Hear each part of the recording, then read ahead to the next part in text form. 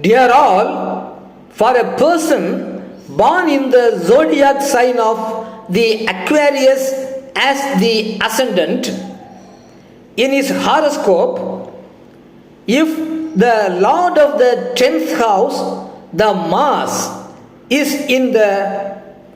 5th house, the person would undertake his own ancestral communal family job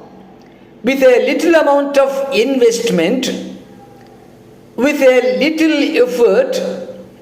and with no borrowings, but with a lot of profits and gains.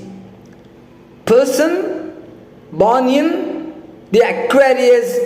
as the ascendant, if Mars is in the 5th house, success in profession.